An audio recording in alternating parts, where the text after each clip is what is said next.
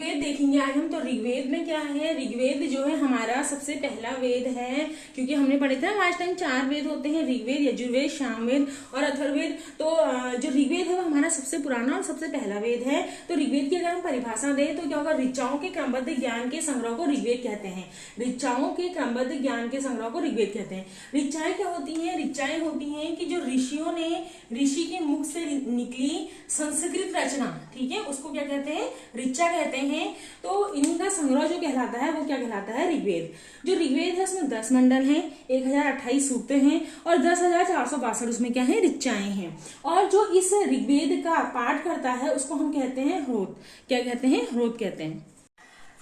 अब हम देखते हैं कि जो इसमें क्या है, हमने पढ़ा ना 10 मंडल है। 10 मंडल किसके अंतर्गत है, ऋग्वेद के अंतर्गत है। तो जो इसमें जो तीसरा मंडल है, उस तीसरे मंडल में सूर्य देवता, किसको, सावित्री को समर्पित क्या है, गायत्री मंत्र। गायत्री मंत्र की रचना हमारे किस मंडल में है, तीसरे मंडल में। और ऋग्वेद के जो 10 मंडल है उसके अंतर्गत जो तीसरा मंडल है उसमें गायत्री मंत्र की क्या है, रचना है। फिर उसके बाद आता है 8वें मंडल। 8वें मंडल में क्या है, कुछ हस्तलिखित क्या है, रचनाएं हैं, जिन्हें क्या कहा जाता है, खिल कहा जाता है। 9वें मंडल में देखते हैं उसमें क्या है, देवता सोम का उल्लेख है। किसका उल्लेख है, देवता सोम का। फिर वहीं हम 10वें मंडल में चलते हैं। तो 10वें मंडल में क्या है, चातुर्वर्ण समाज की क्या की गई है, परिकल्पना। चातुर्वर्ण समाज की परिकल्पना 10वें मंडल के अंतर्गत पुरुष सूक्त में की गई है। किसमें की गई है, पुरुष सूक्त में, जिसमें कि समाज को 4 वर्गों में क्या किया गया है, बांटा गया है, ब्राह्मण, क्षत्रिय, वैश्य और शूद्र। ठीक है, जिसमें बताया गया है कि हमारा जो उस समय समाज था वो कितने वर्णों में बटा था, 4 वर्णों में। अभी तक हमने ऋग्वेद में देखा, हमने उसमें पढ़े कि कौन कौन से मंडल में किसकी रचना है। तो हम आगे बढ़ते हैं। तो इसमें जो ऋग्वेद है इसमें एक शब्द का बहुत बार क्या हुआ है, प्रयोग हुआ है, जिसका नाम है, जिसको कहा था अधन्य। ठीक है, अधन्या।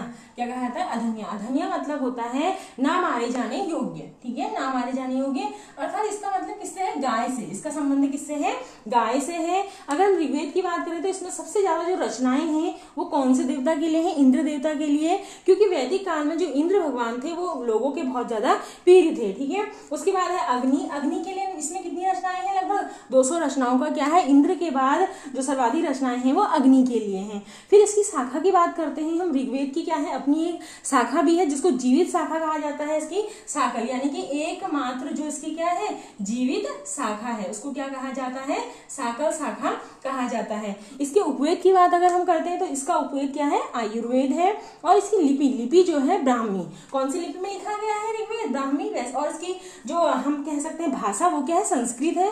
ठीक है, ब्राह्मी लिपि की खास बात क्या होती है कि हम इसे क्या होता है, बाएं से कहां की ओर लिखते हैं, दाएं की ओर क्या होते हैं, लिखते हैं। तो ये हमारी किसकी, ये कौन सी लिपि में लिखा गया है, ऋग्वेद ब्राह्मी लिपि में।